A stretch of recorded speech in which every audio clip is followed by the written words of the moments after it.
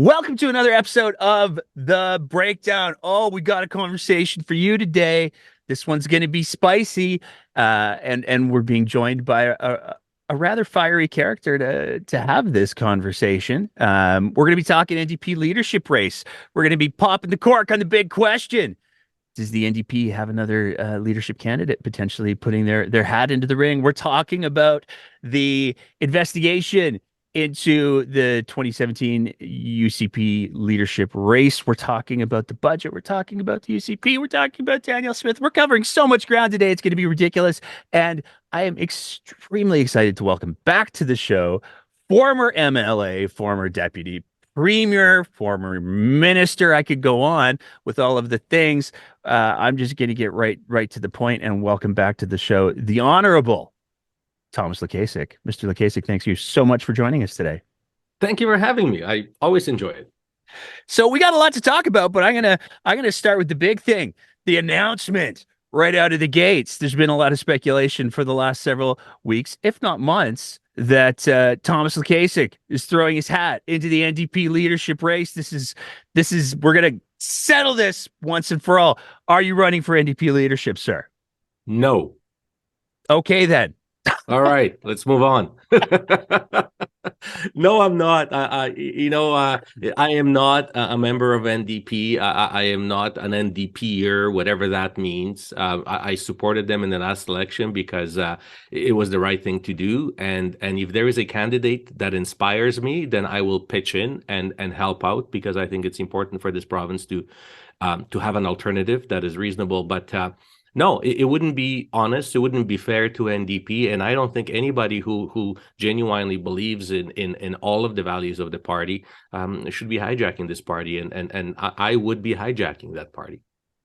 Oh, have you seen that candidate yet? I'm curious. Is there one that you're looking at and kind of going, "Oh yeah, I might be willing to put some effort behind you"? Up to now, I know them all personally, other than Ms. Ganley. I never had the pleasure, the honor of meeting her, but I'm watching her campaign very closely. I am a little bit intrigued by Ms. Raki Pancholi. I think she may be a candidate that will resonate well in Calgary, Edmonton, and in rural Alberta. And she will do well with labor and employers. So she checks off a lot of boxes. But I also know Sarah Hoffman, a great lady. But if this was the finite number of candidate that we have right now, I think I would be hedging my bets with Ms. Pancholi right now. Well, we know that we saw Gil McGowan enter the race this week, and again, because time travel and stuff, we're recording this on the 9th. And allegedly in 2 days, we may be seeing an announcement from another potential candidate one way or the other. So the field is by no means set. I want to talk a little bit more about the NDP leadership race in a bit. But before we get there, there was this press conference yesterday. In fact, some might say that there were three.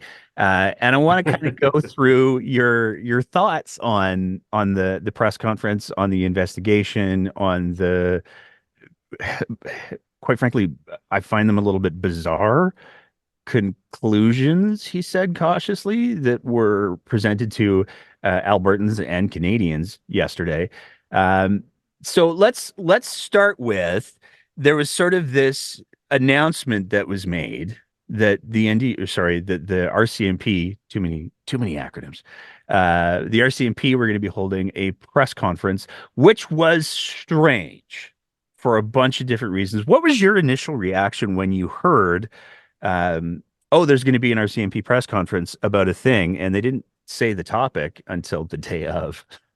Well, when they said that there will be a press conference in 24 hours on a high-profile file of public interest, I quickly run through the cases that I know of that our CMP is working on that would be high-profile, and the only one it could have possibly been is the one of UCP leadership race. There aren't any of that would be classified as high-profile.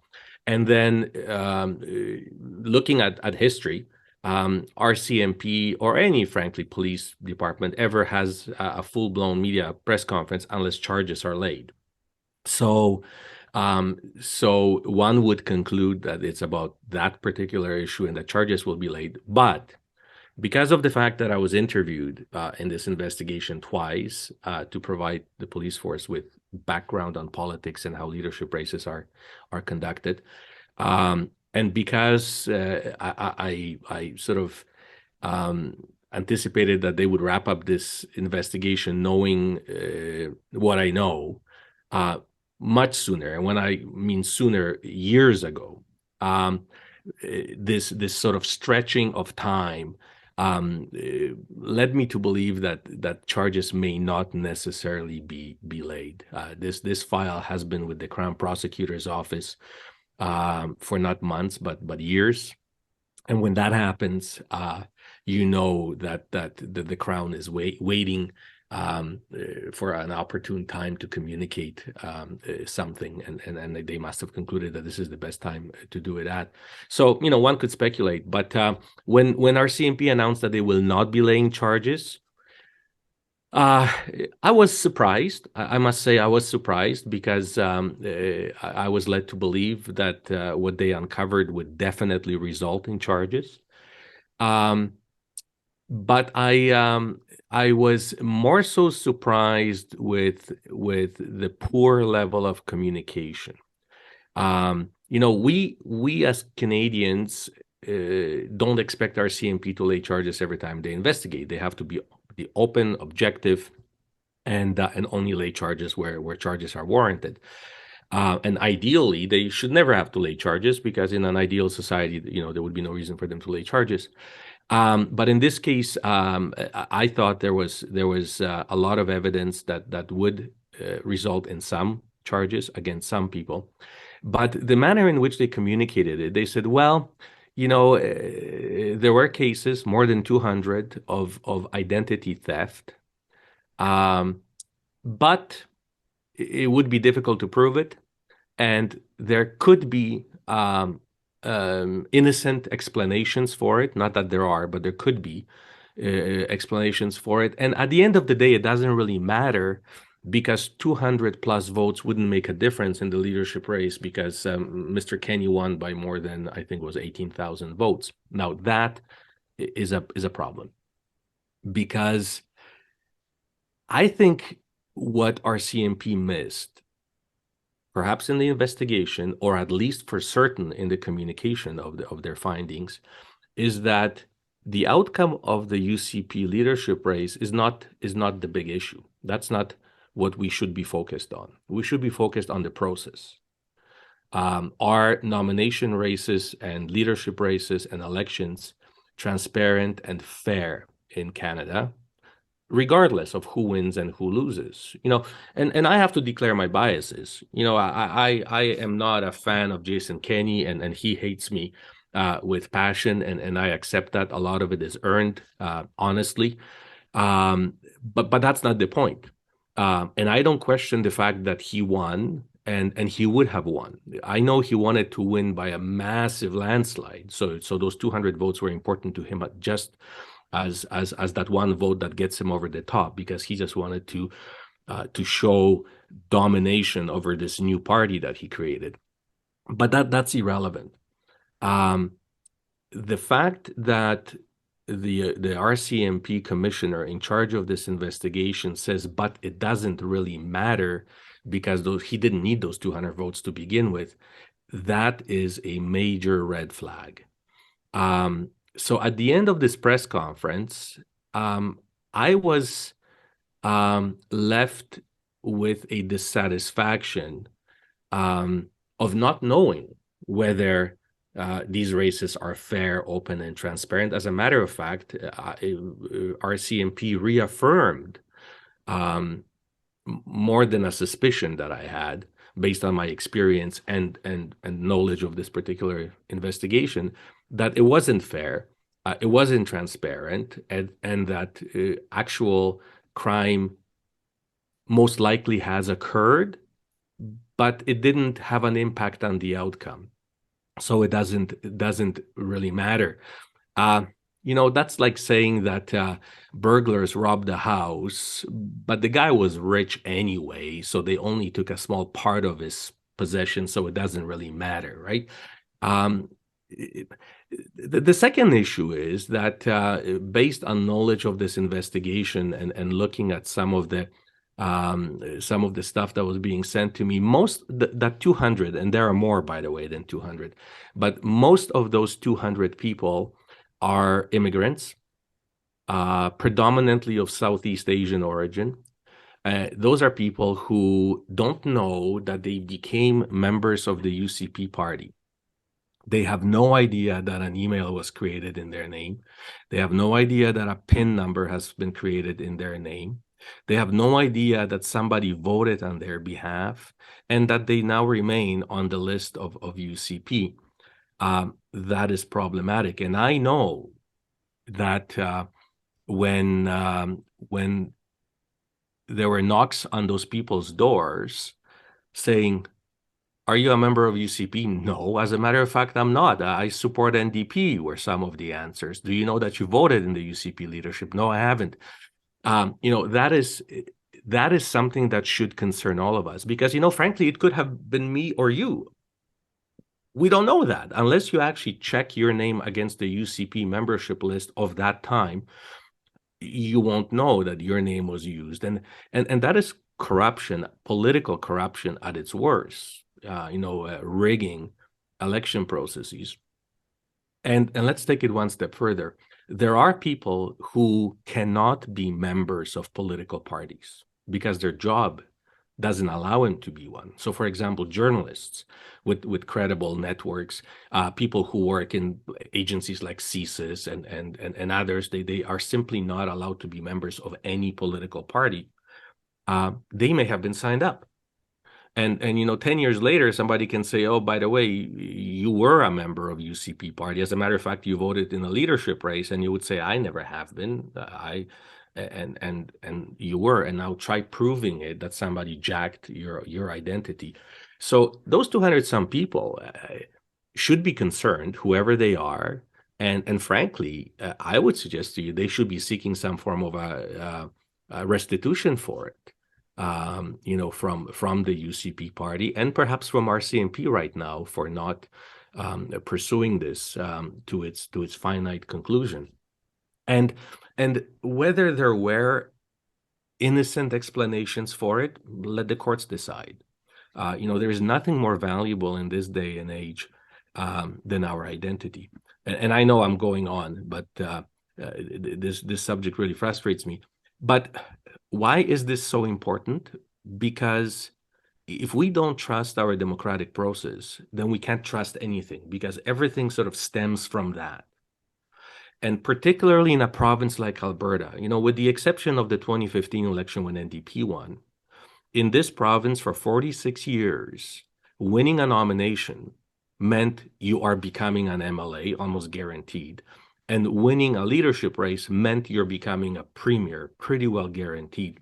So it's the nominations and the leadership races that are actually more important than the election, because that's what gets you into the office.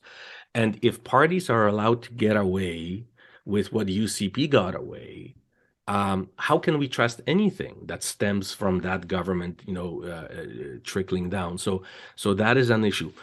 And what further compiles this issue is the fact that Elections Alberta Commissioner did an investigation on aspects of this UCP leadership and has laid unprecedented fines in hundreds of thousands of dollars against players in that leadership race, which were paid, which to me is an admission.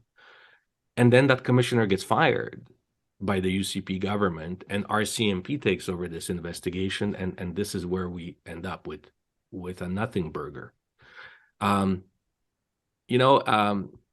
think Canadians, particularly Albertans in this case, would be justified in saying this doesn't smell right. And I am not questioning RCMP officers who are investigating this.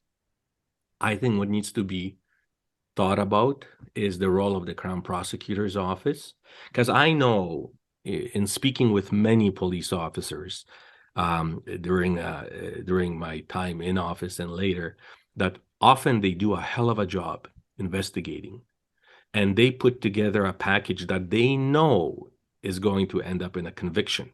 And then it goes to the Crown, and the Crown says, nah, we don't think so. I don't think we're going to get a conviction out of this, or it's not in the public interest to pursue this file. And these police officers spend inordinate amount of time investigating a file, and you know how frustrating it must be. So this could be laid at the feet of a Crown prosecutor, or three of them in this case, in Ontario. Was this properly decided? At the end of the day, it was an opinion of Crown prosecutors that they shouldn't proceed and charges shouldn't be laid. Was this the right opinion? But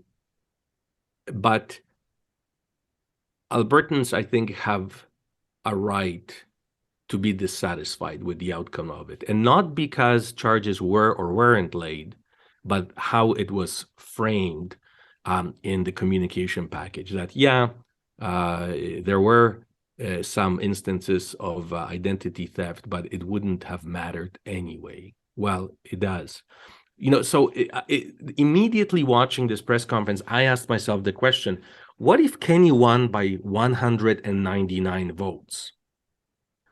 Would charges then be laid? Would this be pursued further and investigated further? Because now those 200 votes would have made a difference, material difference in the outcome of the election.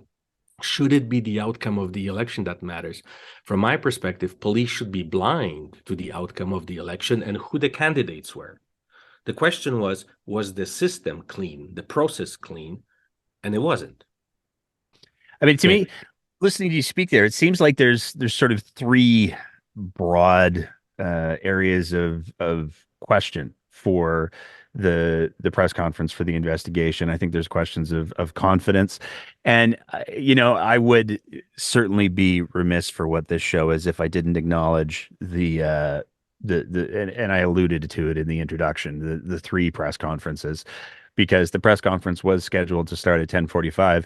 And a live stream of sorts started at 10:45 and then very quickly went sideways and was deleted.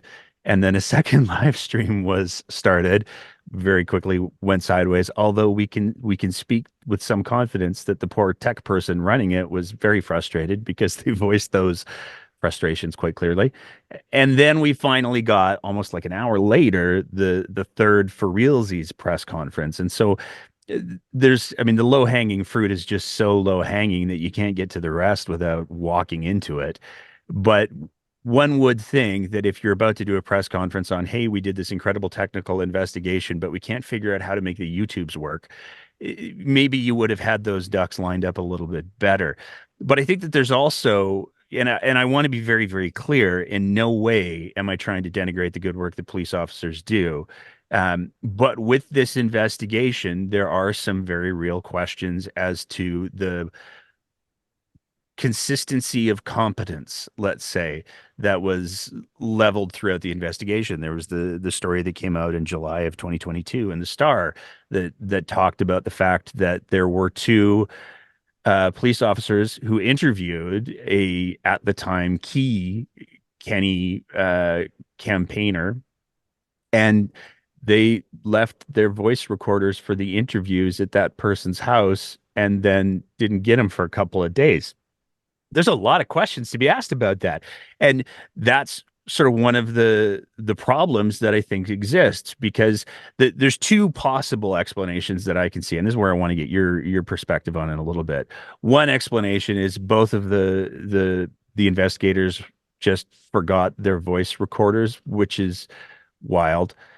The other one that I'm a little bit curious about is, did they leave them there recording intentionally to see what would happen after that conversation was done? And in either case, the fact that this became a front page media story, I feel like that's something that could or should have been addressed in the press conference, but it wasn't. What's your interpretation? And again, to be clear, I'm not a legal scholar. I don't believe you're a legal scholar. Correct me if I'm wrong. I'm certainly not a lawyer.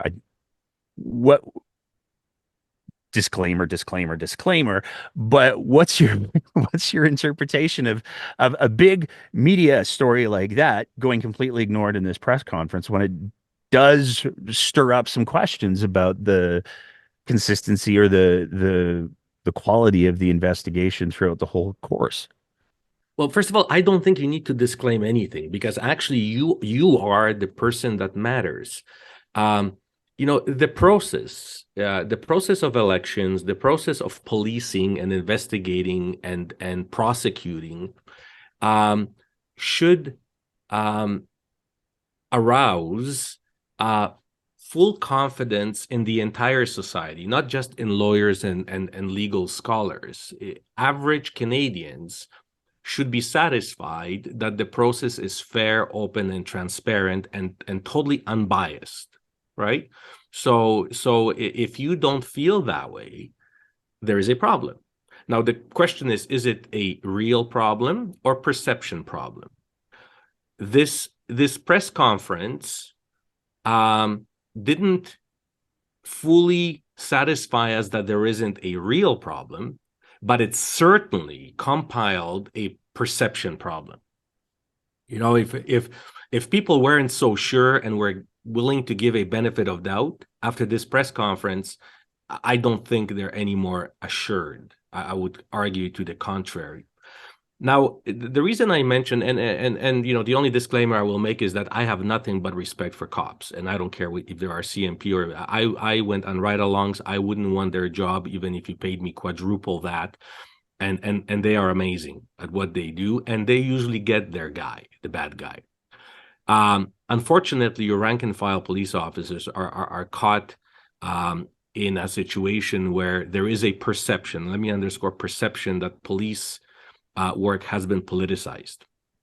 And we had the case of the NDP cabinet minister in Lethbridge that was pursued by some rogue police officers, and they were pulling files on her simply because they were conservative and she wasn't.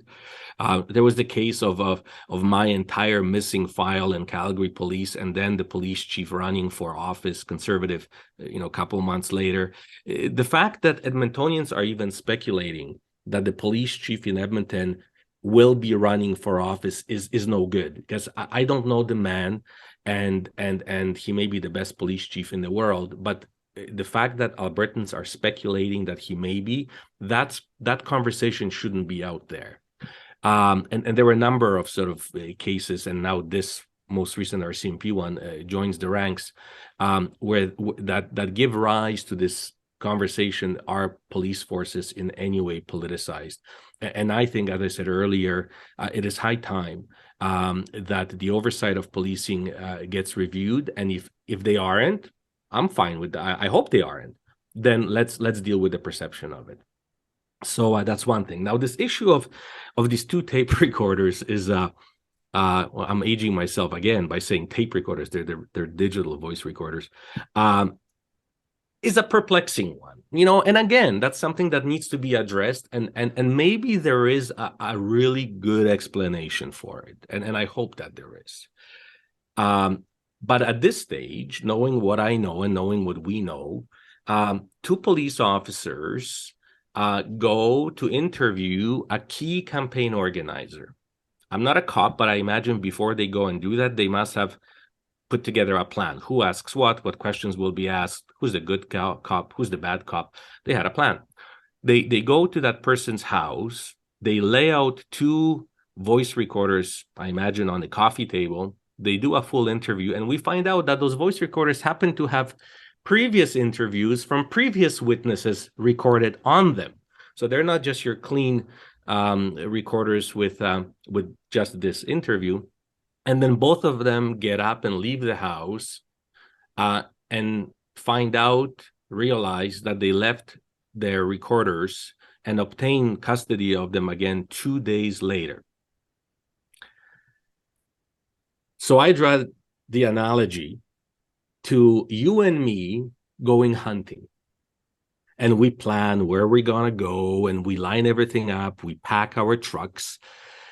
We go into the bush, we set up our tent, we sit there for 3 days, and this beautiful elk comes out. And we look at each other and we say, damn, we forgot our guns. You know, you only had one job.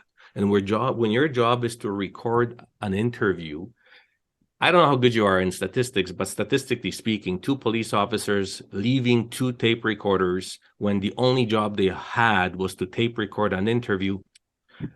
Again, it could be a perception issue, but it's a perception issue that needs to be addressed. So I guess what it all boils down to is the fact that we know that this leadership race was unusual at best. We know that some unusual techniques were being applied at best. We know that the justice minister refused to be interviewed by RCMP for some odd reason. Minister Madhu at that point in time. We know that hundreds of thousands of fines for breaking election rules were levied and paid. We know now that more than 200 personal identities were stolen, and those people, not knowing, ended up voting because somebody voted in their name without them knowing or consenting to it. That's what we know. So I think it is very reasonable for Albertans to conclude that this was not a clear and transparent leadership race, that we ended up with a leader of a party who then became the premier of this province in a way that begs a lot of questions. And it doesn't matter whether those 2 votes mattered or not. The fact is that if the process is flawed, the whole election is debunked. Even if 1 vote is found to be fraudulent, then it puts into question the entire process. I almost want to take your elk hunting metaphor a little bit farther, because, by the way, I never hunted in my life, so it's nor have I. But it almost seems to me like the metaphor should be, we went out, we had our guns, we shot the elk, we went home, we got home, and we realized, oh, we left the elk. That's even a better analogy. That's right. That's right. I mean, you've been involved with political parties. You've been a high-ranking member of highly organized political parties, and one of the things that felt like it was missing to me, and I'm not sure if this is something that a political party would do or a political party maybe should do. This is what I want to get your take on. The RCMP said that they identified at least 200 people who had memberships fraudulently purchased for them. They couldn't nail down exactly who did it, but they identified 200 names, presumably. I have not yet, and maybe I've missed it, but I have not yet seen a statement from the UCP saying, we've obtained those names from the RCMP and we've completely purged them from our records, because if the RCMP identified that these people shouldn't have ever had memberships, we don't want them to have any of the complications that you listed off earlier with people who might be involved in law enforcement or. Is that a statement that a political party should release, could release? What are your thoughts on that?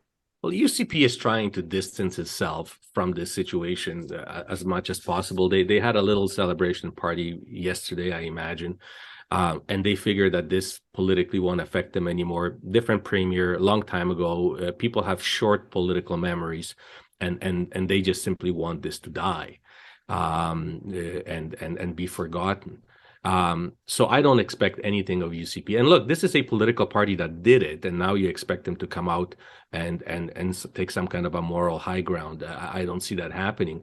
What I think needs to happen is an independent commission needs to be struck, a judicial commission that looks at the whole process of nominations and leadership races, and also a separate one that looks at the perception of policing, because the fact that you and I are talking about RCMP, we shouldn't be, because we shouldn't feel that there is a reason to talk to.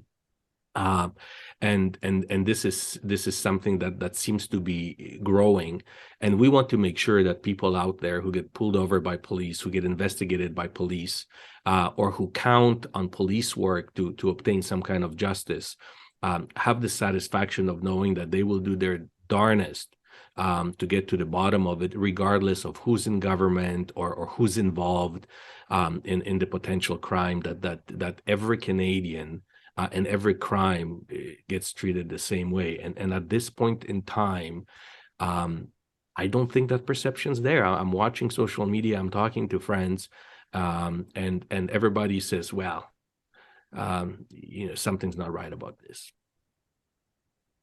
I mean, it's disappointing, if but not altogether unsurprising, that the UCP are trying to distance themselves from this thing. But again, it goes to me, there is a real, if you're an organization and your database has been identified by the RCMP as having fraudulent information in it, one would think that the best way to distance yourself would be to say, oh yeah, we worked with the RCMP and we got rid of all that fraudulent information, not to just quietly wander off whistling in a corner hoping that nobody notices, because it's not a great look. And But we know exactly how it happened.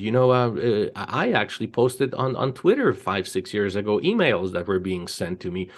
So the way it happened was really simple. Friends of UCP, for example, an owner of a fairly large trucking company, whose drivers, for one reason or another, happen to be predominantly from Southeast Asian heritage. Puts out a message to all his employees, his drivers: tomorrow morning, bring your driver's licenses to my office.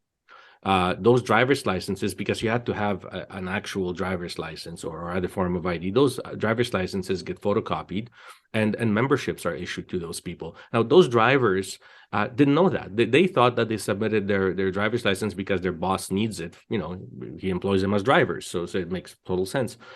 They became members of a party, and somebody cast a vote on their behalf.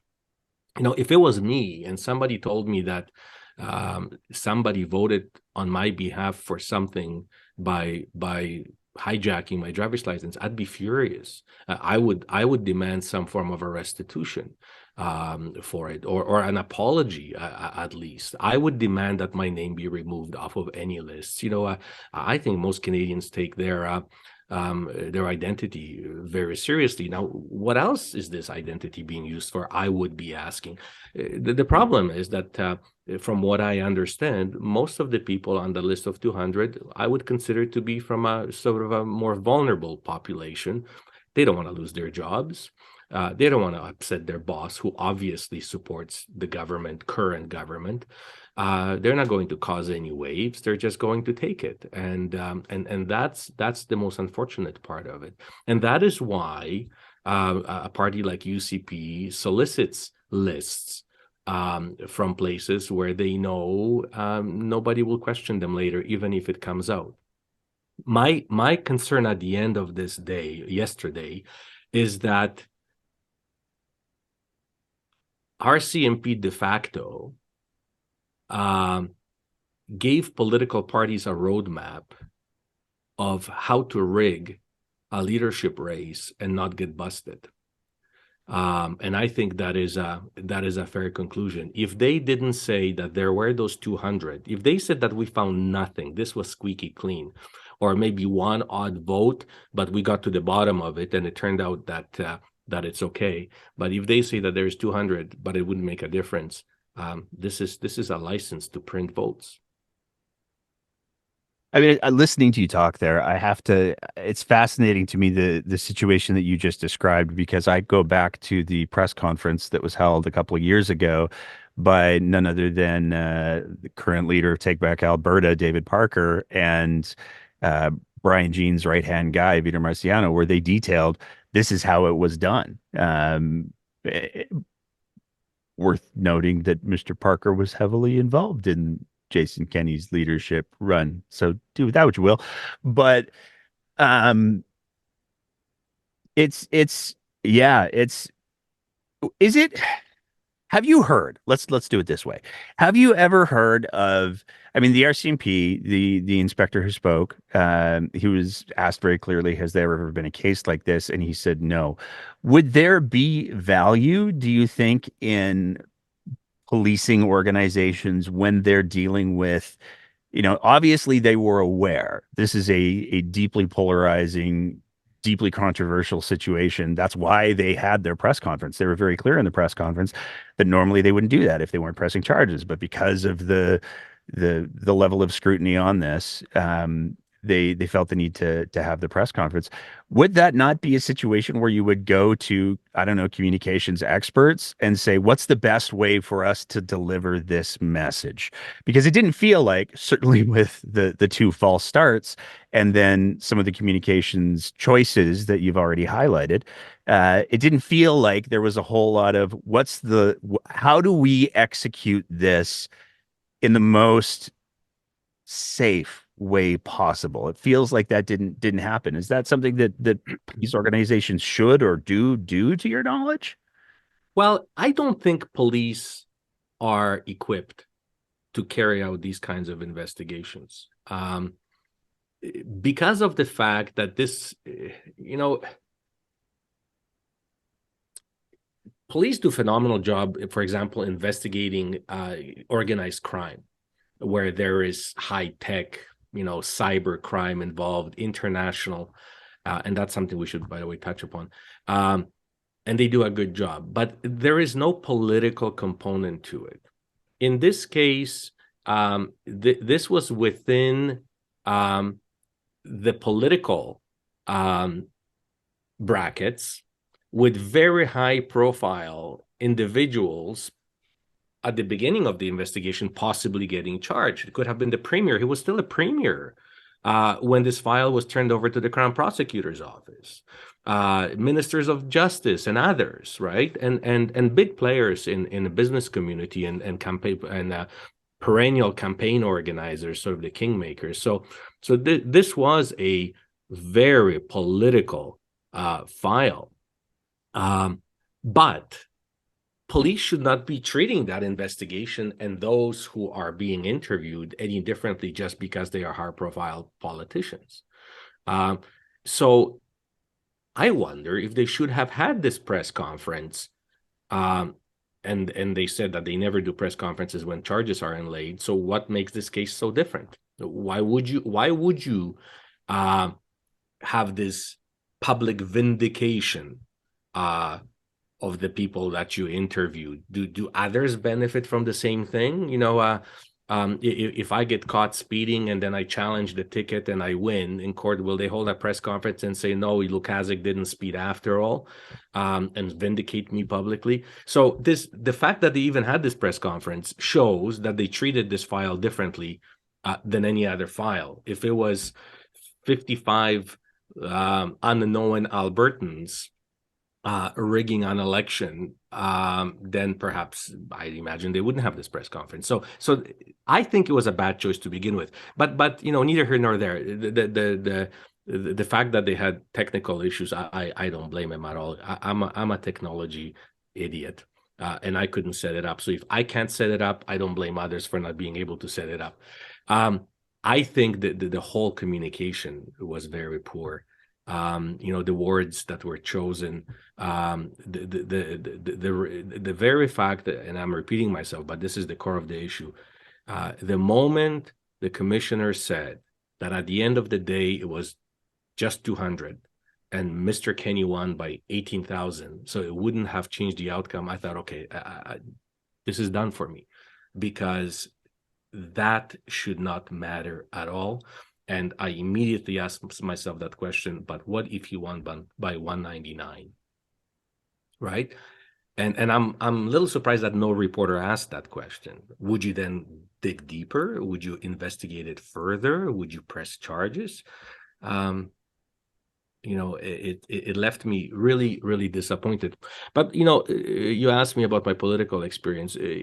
I don't want you or your listeners to think that elections and nominations were not rigged before, that all of a sudden this is this one big bad UCP that did it for a first time. No, there was rigging, except never at this scale, never using as much electronics. When I ran for leadership, both Rick McIver and I knew that the leadership race was rigged. Telephone lines would go down for 5 minutes, and then when they went back on, extra 30,000 votes were cast in the system somehow.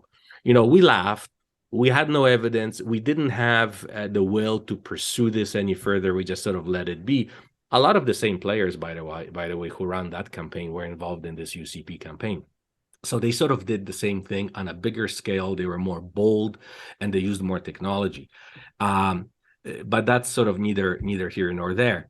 But the fact is, rigging of nominations and leadership races happened in the past. I'll give you an example. In rural Alberta, when there was a nomination between candidates, they would rent a hall, a fire hall or something or a community hall where you had to vote in person. And what they would do is the organizers who were favoring one candidate over another would let that candidate and his supporters into the hall first. They would show up an hour early before the advertised time for nomination vote. So by the time the supporters of the other remaining candidates showed up, the hall would be at capacity. And believe it or not, they would call a fire marshal. And the fire marshal wouldn't let in any more people into the hall. So the only people in the hall were the people who actually voted for one candidate because they showed up early. They knew that they have to show up early. That happened in PC Party, and it was sort of a big laugh. But things have changed. This sort of small-time politics no longer is acceptable. This was on a much bigger scale. And this was a case that really was determining, who the premier is of the province. So you would hope that this would be handled in a manner that today you and I don't have to still be discussing it 7 years later. There is a need for reform, and that's all there is to it. Yeah, and I mean, I think it's important to highlight that these issues, these sorts of allegations, are also happening currently. I mean, in 2019, there were allegations in Calgary Northeast that there was vote stacking, and there were people who were voting multiple times, changing their addresses by going to the bank and changing their address so they could vote again with a new address. There were certainly in the last provincial election during the nomination process as well. To be clear, the 2019 one was nominations. But when we're talking about people like allegedly, there have been complaints made about Jennifer Johnston, the poop cookies candidate, where there were concerns that were raised during her nomination race that there had been people who were voting who weren't part of the UCP membership, or they were coming from other areas or other constituencies in order to vote for Jennifer Johnston. And I think it's really important to highlight, sort of what you're talking about here is that when you're talking about, if I have a nomination race, I'm running in, I don't know, Calgary constituency 4. I'm just making stuff up now to be vague. But let's say that I'm running in Calgary constituency 4 and I'm running for the UCP nomination race. There's nothing criminal if a bunch of people from Calgary constituency 1 and 2 and 3 and 7 and 8, if they show up in Calgary constituency 4 and they vote in that nomination race and the party allows them to for whatever reason, there's nothing criminal about that, because at most they would be breaking the internal rules of the party. But as you've pointed out, breaking the internal rules of the party or subverting them can elevate someone into a position where they become the next MLA as almost a guarantee, and they become the next premier potentially. Well, that's the issue. That's what makes some ridings, or in our case, some provinces, very unique, where winning a nomination means winning the election, because statistically, inevitably, whoever becomes, let's say, the conservative candidate for a riding 4 will definitely win the election. So the nomination, I'll give you an example. I know of PC MLAs of my day who, for the entire 28 days of election, would leave the country. One would go to his condo in Mexico because he knew he's going to win by a landslide without putting up any signs, door knocking, or doing anything. So he always said, I can only talk myself out of winning, so why be here and take a chance? That's how guaranteed winning that one particular riding was. But he worked like you wouldn't believe it for his nomination. He made sure that nobody challenges him for a nomination, because if somebody beat him in a nomination race, he'd be out, and that somebody would be the guaranteed MLA for that particular riding. So that is why I'm saying it is high time that Elections Alberta takes full control over all nominations and all leadership races, so that we can have the satisfaction that the party is not rigging the process for their favorite candidate, or for or for premiership, or for leadership, or for a riding. So you don't then have the situation where a leader of a party disqualifies a nominated candidate and just parachutes his friend. We saw the situation in Calgary with police chief Rick Hansen. In a riding where there was duly nominated candidate, people voted, chose a candidate, that candidate got punted, and Rick Hansen got parachuted in because Jim Prentice wanted him to be a cabinet minister. He lost the election in that case because the community that elected the candidate who got punted really protested that. And this was the election where NDP won, most of the seats. But historically, that's how it's done. So democracy is subverted that way, through this process. And I don't think we're being technical over here. This really impacts lives. Those are the MLAs that are voting on the issues that are most critical for you. This is the premier, particularly in the case of a premier in a province where really everything is run out of the premier's office, no matter who the premier is. This is your healthcare. This is your education. This is your senior benefits. These are the people who are making the most critical decisions that affect your life. I think you should care how they're chosen, how they get to that office. I'm curious though, don't we run into the same problem as proportional representation with that? Because it would require legislative changes in order for Elections Alberta to be able to get into I agree with you 100%. I think that there should be objective oversight for any of these processes.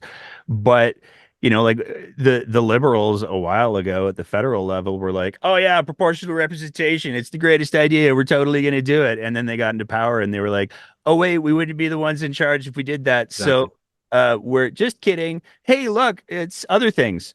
And I feel like it's not out of bounds to say, I think we've seen with this particular government that they will literally change laws to improve their interests, their individual interests, as opposed to the interests of Albertans. Cough, MLA gift changes, cough.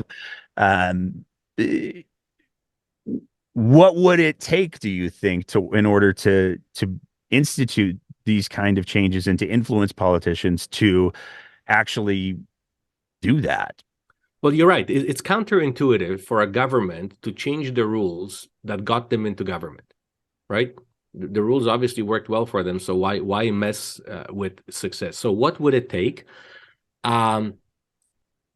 If charges were laid on this UCP file, this would have gone before courts, and I think that in itself would cause politicians to have to respond and change the process, but that won't happen now.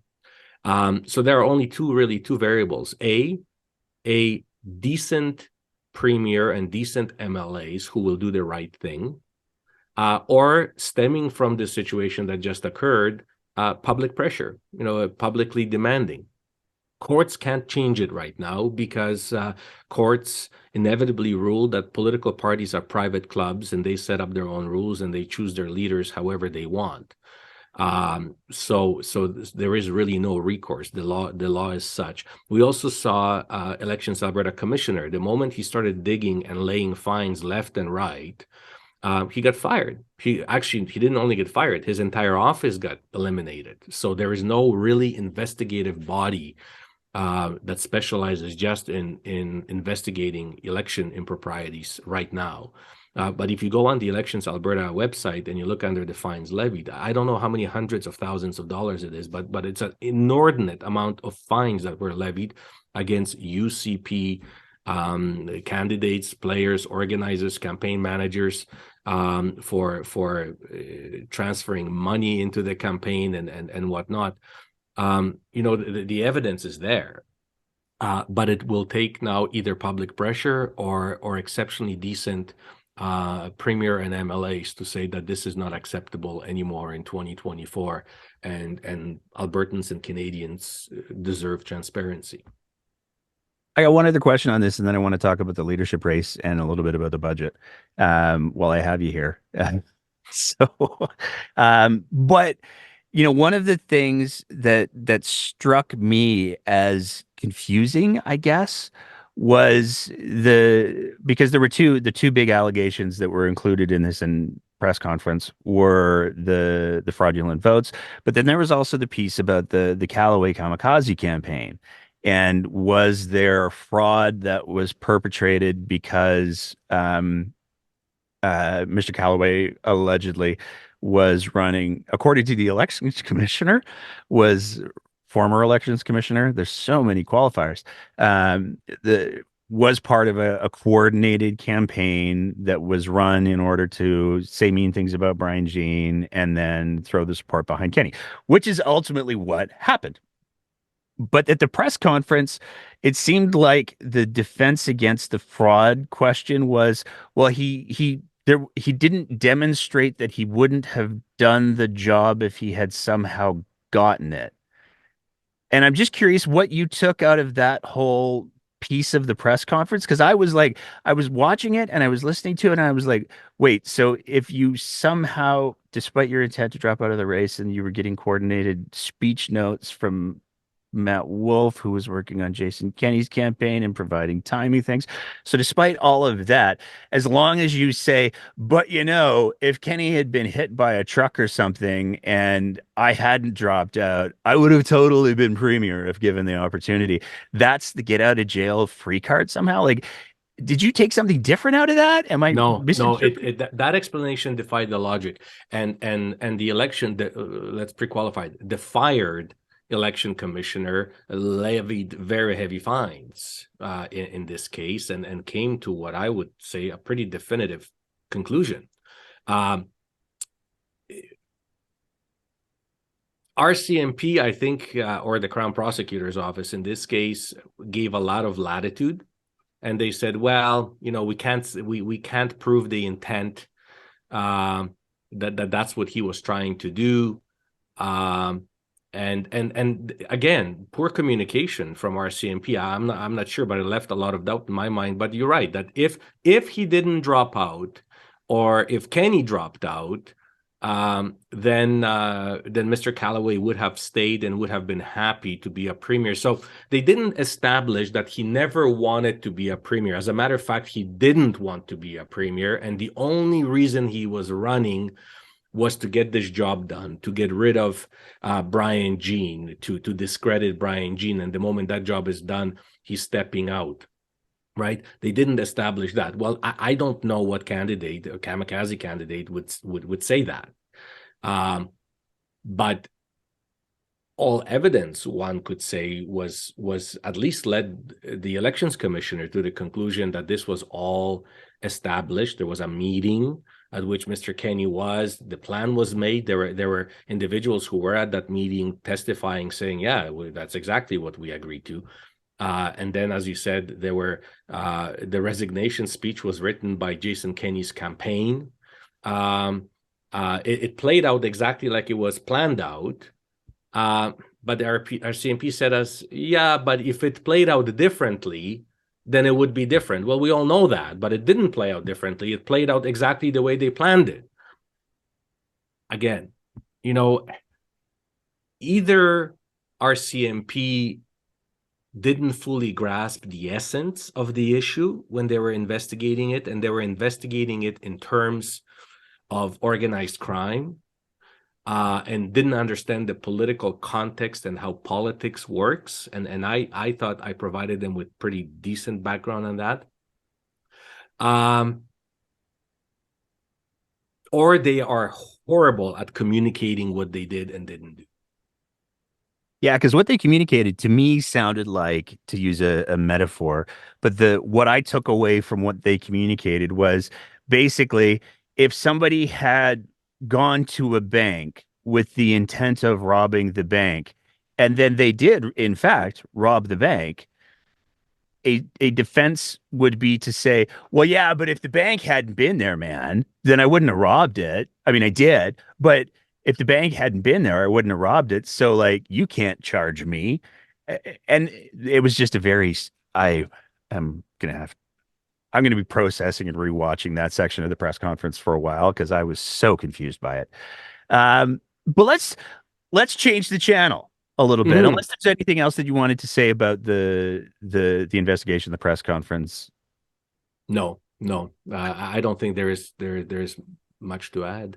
It's Okay, it left me puzzled. I've never seen anything like this.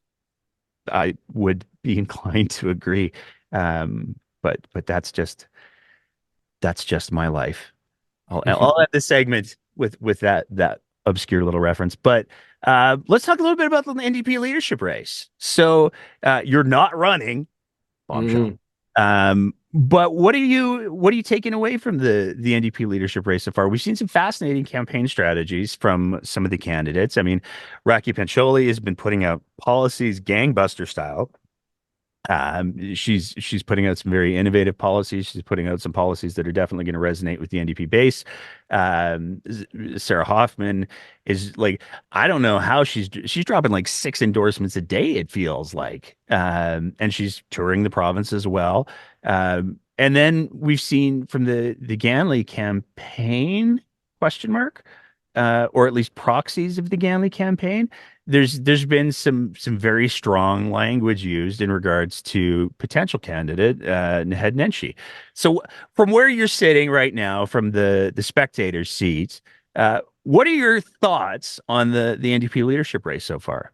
This is an interesting campaign, um, because these candidates, the current candidates, with the exception of the newest one that just entered, Miss Well, we got Gil McGowan was the most recent one, and then we have Jody Stonehouse. Stonehouse. Miss Stonehouse, she hasn't quite well defined herself yet, and in fairness to her, she hasn't had a time to do that. So we'll see how she positions herself. But otherwise, from the current declared candidates, they define themselves uh, very well.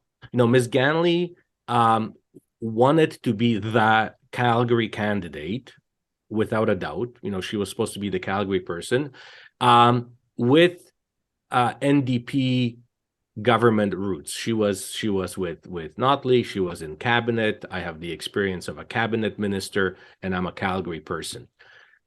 Miss Hoffman wanted to define herself as the hardcore NDP. I've been with NDP forever. I wore orange diapers when I was a child. I attended all the protests and rallies that could have possibly been attended, and I've been deputy premier and a cabinet minister. I have the pedigree. I'm a true NDPer. Miss Pancholi says, I'm as much of an NDPer. I'm in this caucus. I'm an MLA. I'm a big fan of Rachel Notley. But I think that we need to rethink ourselves a little to become sort of the naturally governing party in this province. So we need to reconsider some of our positions. She's running more of a general election to become a premier campaign than a leadership campaign within NDP. So now we have these main candidates, but everything's about to blow up because in comes Gil McGowan, who is your hardcore labor, I would say on the radical side, labor guy, who will definitely affect Ms. Hoffman and her union labor pedigree, because he will be fighting for that same base. He prides himself on going to some kind of a protest or parade or something every day. Then comes in Nenshi, who is Mr. Calgary. That sort of blows up Gangley's standing. But he also comes in as I'm an outsider. I never, do orange. I do purple, in fact. Well, what is purple? You have to mix red and blue to get purple.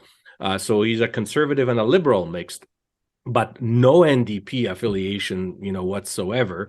So he sort of also cuts into Miss Pancholi because he's sort of the outsider, as they will definitely portray him. So the dynamics will change when all of them come in. This reminds me of the leadership race where Stelmach won. Everybody didn't think Stelmach's gonna win. because he was far second in the polls. There was a shining leading candidate, but that shining leading candidate didn't get his 50% plus one vote on first ballot. And then all the other candidates said anybody but, and supported Stelmach. And Stelmach ended up getting 50% plus one on a second or third ballot it was. So I think unless Nenshi gets 50% plus one vote on the first ballot, which I don't think he will, one of the runner-ups, the three candidates that I mentioned, is going to win the day. NDP is an interesting political party. You asked me if I'm going to run, and I said I am not an NDP, and I could never become an NDP. Not because for ideological differences, but also it's hard to become an NDP. A liberal MLA once told me there was a time when liberals and NDP were talking about a merger to beat the PC party. And the liberal MLA once said, I could never become an NDP. They would never accept me because you almost have to be raised by the wolves, to be an NDP MLA. And NDP has to make a decision in choosing their leader. Do they want to be that hardcore NDP that still reminisces about the good old days in Saskatchewan and Tommy Douglas, where most people you're in my age don't know who the hell Tommy Douglas was, and where they are happy, as another NDP MLA told me, they're happy to just get 2 seats in the legislature because you can rest on your values, rest on your laurels, and say, look, we are true to our values, and even if we get beaten miserably in every election, we're not going to change because this is who we are. Sort of like that, from Mighty Python's Just a Flesh Wound, when he has all his limbs already cut off. Or do you want to get an NDP leader who still holds true to the core values of NDP, but is electable as a premier and can win the election and can get majority of seats? Now, I think a lot of NDP rank and file members think that they can pull Rachel Notley off again. They honestly believe that they won the 2015 election because they found that ideal leader, Rachel Notley. And I think Rachel Notley would be one that would also concur with this comment, is that no, NDP did not win the 2015 election. As a matter of fact, they didn't think they're going to win until the third week of the campaign. We, the PC and Mr. Prentice, did everything we possibly could to lose that election. Other than actually withdrawing ourselves off the ballot, we did everything else for them. We were the kamikaze campaign for the NDP. I don't know if we wrote the acceptance speech for Miss Notley or not, but that's probably the only thing missing. So thinking that they can form government again by basically not changing anything and finding someone who's like Notley is not the answer. The answer is that they have to become a naturally governing party, which means that they will have to shift on some of their policies. And I'm not saying sell out. I'm not saying abandon some of the great values that they have, fairness, environment, treating workers fairly, and safe workplaces, and social services, and good healthcare and education. I think most Albertans believe in that. Sometimes you just have to rephrase it and sell it differently. And the question is, who will be that candidate that can rephrase it and sell it differently in Calgary, in Edmonton, and in rural Alberta? That's the question they should be asking themselves. Now, Nenshi will be an interesting thing because he's not an NDPer. I think he will be basically establishing an Alberta party. He wanted to be a leader of the Alberta Party, but we all know that starting a new party from scratch, like Alberta Party, was a no-go. Nobody could make a go of it. Why not become a leader of NDP and start a new Alberta Party? I don't know how NDP members will respond to Mr. Nenshi being their leader when he for sure has no pedigree. The only thing he can say is, look, I'm going to win a government, but NDPers will say, but for whom? Not for us. I mean, just going back to what you said about the PCs being the kamikaze candidates for the NDP, love that. But I just feel like I should assure you, I feel confident that had the PCs won, they would have formed government, so you didn't do anything wrong. That's true. We wanted it. Um, yeah, thank you for those insights. I want to talk a little bit while I have you here. I also want to talk a little bit about the budget, because we saw a provincial budget roll out in a fascinatingly bizarre way because it was preceded by its actual rollout with Danielle Smith doing her provincial address where she said, "Hey, everybody, this is what we need to do, and this is how we're going to do it, and fiscal responsibility." And then the budget came out, and it was none of the things that she talked about, except for borrowing a bunch of money to put it into the Heritage Savings Trust Fund, which, to be clear, we borrowed money to put it in the Heritage Savings Trust Fund. Um, it was none of the things that she described in the speech, but at the same time, it didn't really seem to address a lot of the concerns that a lot of people had. And there's one particular niche thing I want to ask you about, and then I want to hear your general thoughts. I mean, you've been part of a couple of budgets. You've had frustrations with previous budgets that have been well documented, even within your own party. Um, there's a piece particular to Edmonton, though. I mean, we one of the things that I found, um, I'm going to go with horrifying, is the deficit that exists in regards to education funding. You were a former minister of education. This is why I want to like really drill down on this section. But I mean, the Edmonton School Board, just talking about Edmonton here. We're not even talking about the whole province, but just talking about Edmonton. The Edmonton school system is looking at.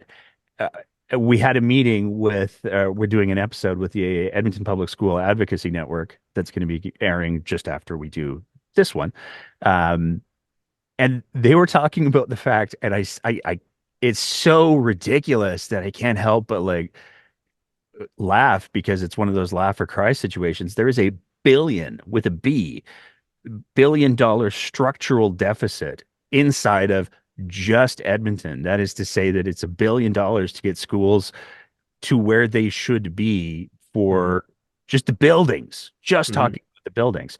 And one of the other numbers that they threw out is that there's 10,000 seats, 10,000 students that are going to be entering the school system that don't have funding. So as a former minister of education, when you're looking at the education section of this budget, what are your thoughts? So first of all, going back to Danielle Smith's video, that 8-minute video that she did preceding the budget, maybe she used the same communications company that RCMP used for their announcement, because that video shouldn't have happened.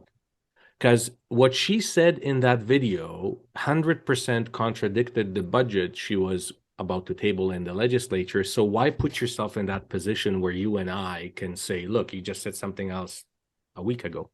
And in that budget, what was very important to me is that she talked about diminishing our reliance on resource revenue, which means oil and gas. And when she talked, there was a point in time, and actually a reporter called me and said, did you get the same thing? There was a point in time where I thought she actually is going to introduce PSD, because she went so far about talking how we cannot any longer rely on the fluctuations, the ups and downs of oil and gas prices, which we don't get to control as a province or a country. And that we need stable sources of revenue. Well, what are they? The only stable sources of revenue is taxation, and being a conservative, I prefer consumption taxes like VAT or value added taxes like PST or GST. So I thought she's actually going to go there, and I would be the first one saying way to go, because we should have made that decision a long time ago, but it would never pass through caucus. And nobody has touched it since. And we know how Brian Mulroney, late Brian Mulroney, was treated when he introduced GST, even though he replaced a manufacturing tax and saved Canadians money. So it's very. So I thought, why are you going there? The problem with the budget is that she did not address that. As a matter of fact, she compounded our reliance on resource revenue because at the same time, she blocked any investment in green energy. So if you're trying to diminish carbon source of revenue, why not allow private sector to invest in other sources of revenue? And there she's going to run herself into a lot of trouble with farmers because she spearheaded this big fear mongering that government is going to take landowners' rights away from them, and she just did that in a most spectacular way. So farmers maybe haven't figured that out yet. But education budget, building schools is one thing. And this population is growing at a very fast pace from a population perspective. We continue to sprawl in both Edmonton and Calgary. So these new neighborhoods require more and more schools. I always said, as an education minister at that point in time, I said, we frankly actually have enough schools in Alberta if we can only put them on dollies and move them around, because we had schools that were empty. We were closing schools while we had neighborhoods bursting with children that had no schools, and these buses would be crossing the entire city to deliver them to schools. So we had schools where there are no kids, and we had kids where there are no schools, and that problem continues to grow. But building schools is one thing, and but you have to staff them. Otherwise, it's like hospitals. They're pretty buildings. School without teachers is nothing, and there is nothing in this budget that accounts for hiring more teachers for the schools that they are going to build, which basically means they're transferring the problem onto school boards, because they will sure as hell be there at the ribbon cutting ceremony for the new school. But now you, school board, worry about staffing, because that's who the employer is, who has to hire those teachers. And the question will be, where from? What money is going to pay for those teachers and the salary obligations? So that's that is a critical problem that hasn't been worked into both in the education and the healthcare budget. The second part is that they're arguing that they're giving an increase, but they actually massively cut the education budget at a time when we have an unprecedented growth of students, because they haven't kept both to enrollment and to inflation. So if your enrollment is up, let's say 5%, and inflation is 5%, you would need about 10% increase just to keep you at the same level as you were last year. No extra money. But they haven't kept up with enrollment and inflation. So I know that right now school boards are putting their budgets together, and they're scrambling because they are having less money at their disposal today than they had last year at this time in year. And also their classrooms in some parts of the cities are bursting, and they have nowhere to put those students. So it is a real issue. And I don't want to say that we never had that issue. We had that issue. When I became a Minister of Education, we actually did a massive one-time injection into the system of dollars. But the pressure was always on. But the pressure is growing, and governments seem to be sort of ignoring it. The second thing, or third thing, that they never gave any consideration in this budget, and I don't understand why, is the upcoming collective bargaining agreements that are being negotiated and will be soon negotiated. So this current budget, if you just read the budget, assumes that there will be zero increases in wages and benefits in any of those agreements, because if there is an increase, or if it goes into binding arbitration, or the labor board, and there is a ruling on what the increase would be, there's nothing in the budget. There is no margin left in the budget to allow for settlements of collecting bargaining. So I'm not sure what the plan for that is. They may have to run interim supply bills through the legislature to just get more money, and hide the deficit that way. Don't put it in the budget, but when we actually land with the bill, we will just do a supply bill through the House, and it's not part of the main budget, but it's the same thing.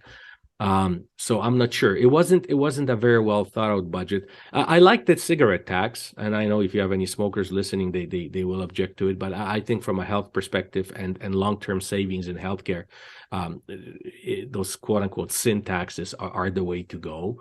But otherwise, there was really nothing innovative. But it did not address those very important points Danielle Smith identified in her speech. And I'm not a fan of UCP government. Everybody knows that. But if she does something that is really courageous and good, I'll be the first one to say, in this case, good on you. And she identified two really good points. If there is surplus after you pay all your bills, let's put it into Heritage Trust Fund, although I think there's a better way of dealing with it. And B, let's diminish our reliance on oil and gas. And she puts out the statement, but about a week or 2 weeks later, she tables a budget that contradicts all that. So I'm not sure what the purpose of it was. Do you have any concerns? I mean, there's been plenty of people who've done analysis on the budget, and when you take a look at this year's funding for things like healthcare and education, it's not keeping up with any of the growth things. But when you take a look at what this budget projects into the future, it actually drops off. So there's decreasing funding for healthcare, there's decreasing funding for education, which is wild because we're about to blow the healthcare system up and nobody knows what that's going to look like. But we're going to have a lot of private companies providing services for somehow less money, even though they have to maintain profit margins. I'm no economist. It gets very confusing for me. But do you have any concerns about the fact that as you take a look at the year over year projections for this budget, it projects less money for some of the areas that are expected to have some of the biggest growth in utilization? Yeah. So we have, as a province, not just education or healthcare, we have a major structural problem in our budgets. And those who are giving us advice in the PC government were saying so. I'm sure those who are giving NDP advice, and I am certain that Danielle Smith is hearing the same thing. And that's why she had this seemingly good video, because she went there, but then she stopped and didn't do anything about it. The problem is this, that this province doesn't have enough revenue to operate the programs that we operate. And there isn't really much that you can cut. People will say government is inefficient. Well, and if you run it like business, first of all, government is not a business. If there was anything that government does that makes money, private sector would pick it up and do it better. Government only runs departments that are loss leaders. Healthcare doesn't make money, it loses money. Paving roads loses money. But it's a service that you have to provide to society so that truck drivers can deliver goods to stores, so that economies can grow, so that people can be healthy and work. And so we provide sort of the fundamental basics so that others can enjoy their lives and make money. But government is not there to make money. But this government in Alberta for many years already hasn't had enough revenue to operate those important programs. And in caucus and in cabinet, I often drew the analogy of a drug addict, or actually more so of a gambling addict. So and you can really draw another analogy to a household. Imagine if your bills for utilities and deferred roof repairs and everything that you have to work into your monthly budget were $2,000. But you only make $1,500 a month. So you're falling behind $500 every month. So what do? The roof is leaking, you don't fix it. And the problem becomes bigger over time because you haven't fixed it. But what you're hoping for, that tomorrow at the casino, you're going to win enough so you will be able to fix that roof. And thankfully, up to now, we were lucky. And there would be a big spike up in oil and gas prices. We would catch up on infrastructure. We would build the schools that were needed, and we would sort of catch up. But then revenue goes down again, and we don't have the month-to-month revenue to pay the teachers, to pay the doctors. And we're again hoping, like that bumper sticker used to be, that we will not pee away the next boom. And then we fix things again. So every time there is a boom, we sort of catch up on the things we didn't do for a long period of time, which usually end up costing us more. And we pay individually a price for it. You can't run a province like that. And all experts will tell you that the right thing to do is to generate steady revenue that covers your operating expenses, your month-to-month bills. And then if you win extra money in a lottery or in oil revenue, you do one-time projects that you can operate out of your general revenue moving forward. Always assume that there will not be another win. And if there is one, use it for one-time projects. Unfortunately, that one-time project was supposed to be, as Premier Lougheed established, this Heritage Trust Fund that you just sort of keep on putting money into it for rainy day, as he called it. For the longest time, we never drew from it. Then we started drawing interest from it, so it didn't continue growing. And then we finally started dipping into the principal, and we depleted the whole thing. So Danielle Smith, rightfully so, wants to build it up, but she's building it up by borrowing money. That's not what Lougheed wanted to do. You don't borrow money to put into savings. It really doesn't make a lot of sense. And while you're behind on your monthly bills and your roof is leaking. So that hasn't been really taken. So it makes for great rhetoric. It makes conservatives think that we are fiscally responsible, but actually we're anything but being fiscally responsible. That's not how you would run a business. That's not how you would run a household, and it shouldn't be how you run a government. And it's a problem that's starting to catch up to us. And we're seeing it more and more because the infrastructure, and I'm not only talking about physical infrastructure, buildings and roads, but our social network programs are starting to crack. They're starting to show the lack of ongoing maintenance. And if you want to bring it to a common everyday experience, there used to be a time when I was still in government, when we met with Saskatchewan politicians, they always envied Alberta. And when you drove, you knew when you entered Alberta just by the quality of roads. Because ours were so much better. And we're no longer there. We used to have the highest funding per student in education. We're at the bottom, actually. Believe it or not, we have the lowest per student funding right now. We used to be in the top 7 education systems in the world. And because Alberta is in a country, they had to rate us separately because in Canada, every province has its own education system. But Alberta, not Canada, Alberta was in top 7. There is an organization in Paris that every 3 years, I believe, PISA, it's called, analyzes all education systems. We used to export our curriculum. We used to make money on selling our curriculum to other provinces and other countries.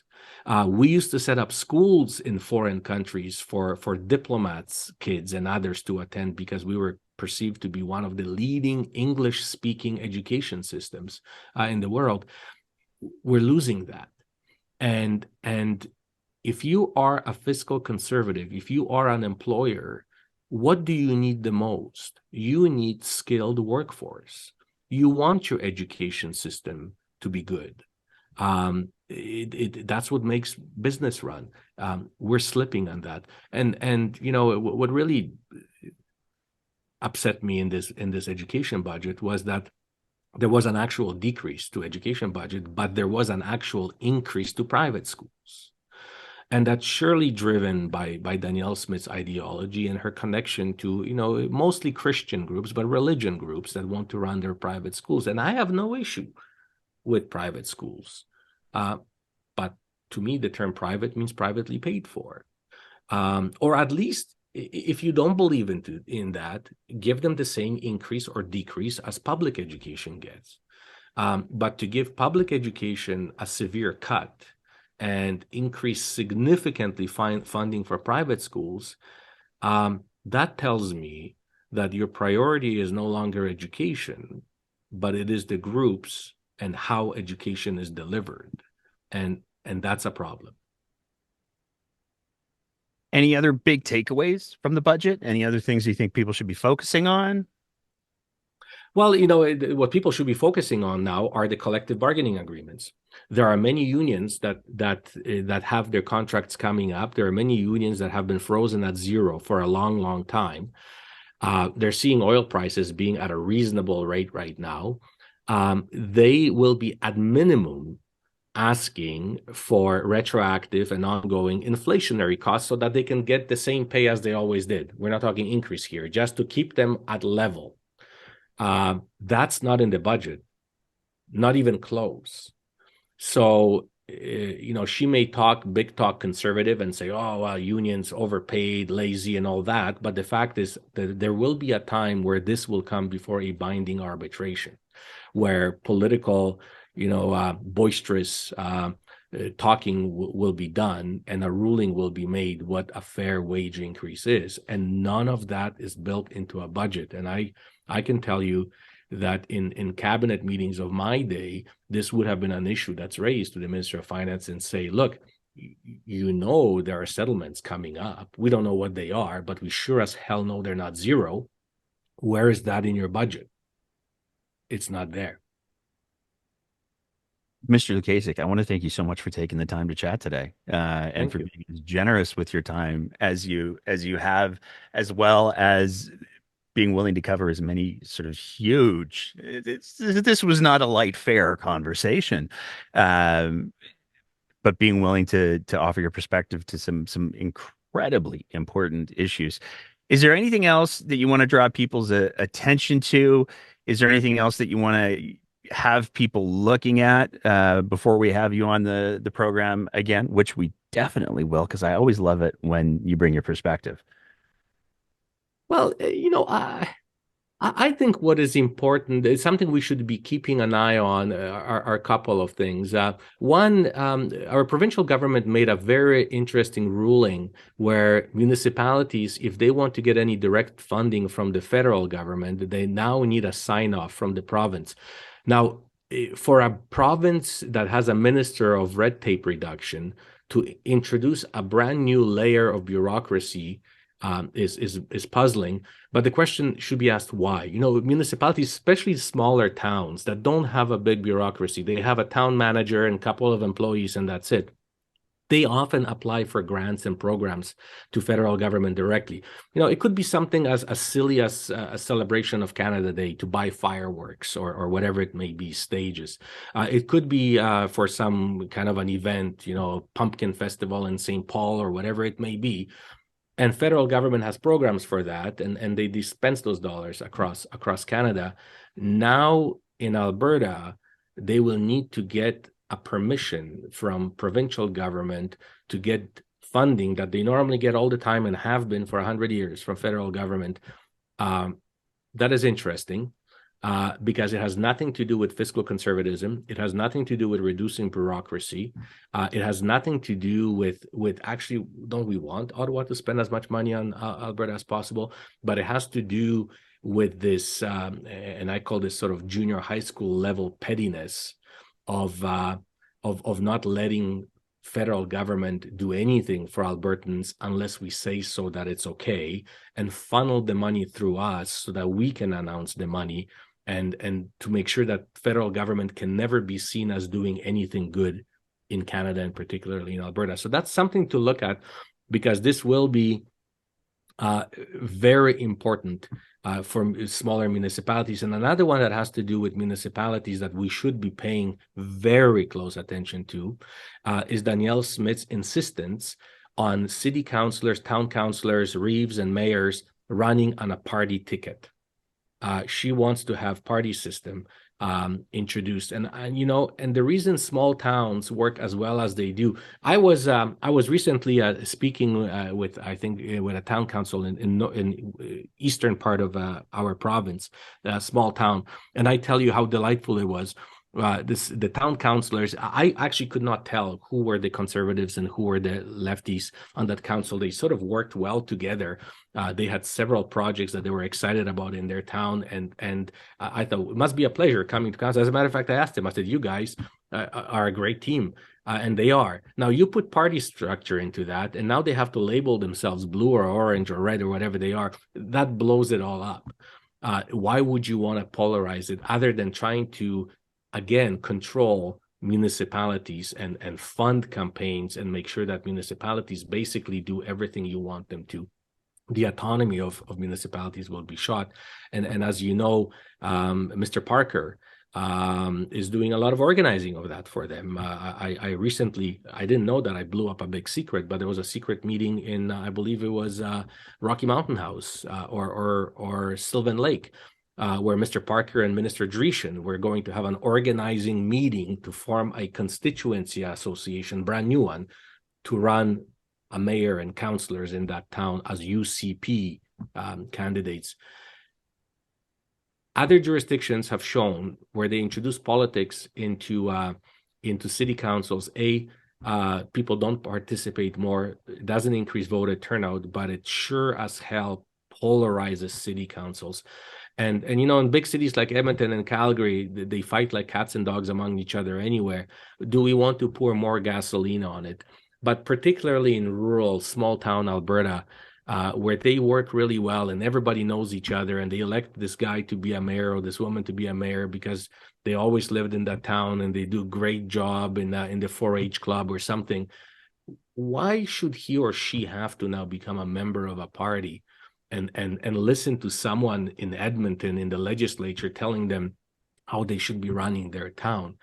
For it is as anti-conservative as it can possibly be. We believe in small government. We believe in less bureaucracy. We believe in towns managing their own affairs. We should be only enablers. And in this case, this is a massive injection of bureaucracy and central control. I hope that residents, particularly of rural Alberta, will say, no, we will not allow you to do that to our councils. Because you know what's next? School boards is next.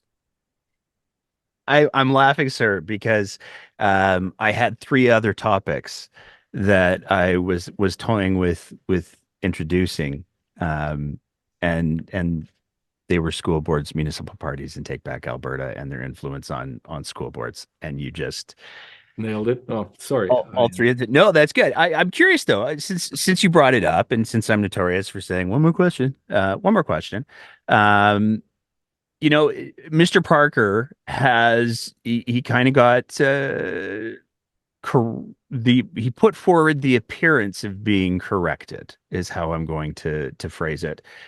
He offered up a um uh, I can't call it an apology because he was very clear he wasn't asking for forgiveness, but a justification, explanation that went out through social media as well as through Take Back Alberta's email list. Um, he's been very, very clear that his intention for the next chunk of democracy in Alberta is the municipal elections, and particularly targeting school boards. Some people are saying, well, maybe he actually means the things he's saying, and maybe we should give him a second chance. But given that he's made it very, very clear that his mandate, his life's work, for the next couple of years is going to be ensuring that Take Back Alberta has full control of school boards. How alarmed do you think people should be, and what should people be doing once they reach that level of alarm? Vote, right? Vote. Parker, from my perspective, has a very disturbed view of how society should be structured, how government should be run, and what our priorities in a Western society should be. But that's his thing. That's his homeschooled upbringing, I imagine, and he's entitled to his opinions, and he's entitled to organize people. That's what democracy is all about. But the fact is, we know that this is a fringe minority, and they I know they don't like being called that, but they are a minority and they are on the fringe of views. But if the rest of Albertans who are more mainstream don't engage and don't vote, he will win. So it is not that he is a great organizer. I don't think he is. He just gets his vote out. And unfortunately, we are horrible organizers and we don't go and vote. So his small group of people wins the day because they actually go out and vote. They're fanatical. They're passionate about what they believe in. So they go out and vote. Most, as Ralph Klein used to call us, severely normal Albertans who are busy with kids and hockey and whatnot. We think that sort of life will perpetuate itself, and we don't need to get engaged. And now we are seeing that is not the case. So the solution to every single problem that we identified in our conversation today, from the issue with RCMP to Elections Alberta, to budgets and everything else, all that would change if we gave half an hour of our time once every 4 years and actually went and voted. And then we would get the government we want. and we would get the policies we want. We would get the candidates in our towns representing us that we want. But if we don't do it, we get the government we deserve, and stop complaining, because it is not that we voted the wrong government in. We didn't vote the right government in, because we would have if we voted. Our election participation is pitiful. And that's why small minority groups that organize well, that belong to either churches or other religious institutions, can mobilize in a hurry. They're structured already in a way that they can mobilize their vote, and they come out, particularly when an operator like Mr. Parker presses the right buttons and instills fear in them that there is, that their values, that their way of life is threatened. They will come out and vote. When in turn, actually, if we enjoyed our lives in Canada and Alberta up to now, that is threatened, and we should be the ones coming out and voting. Very well said, sir. Thank you very much.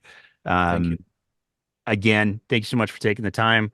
Like I said, I always really, really value the conversations that we have when you're willing to come on the show. So thank you very much for that. And I hope you have a great weekend, what's left of it. I shall. And keep up the great work. Those conversations that you are starting are extremely important, and they have never been more important than they are now. Well, thank you very much, sir. Thank you. And that's it for another episode of The Breakdown. As always, if you appreciate the kind of content that we're trying to produce here, we would love nothing more than if you thought about signing up to be one of our Patreon sponsors at www.patreon.com/thebreakdownab, where for just the price of a fancy cup of coffee a month, you can help us continue to produce this kind of content. Whether you're listening to the audio version of the podcast, in which case, maybe leave a review and a rating, or whether you're watching it on one of our streaming platforms, we want to say a big thank you to everybody who is part of the Breakdown's audience. And as always, take care of each other and keep the conversation going.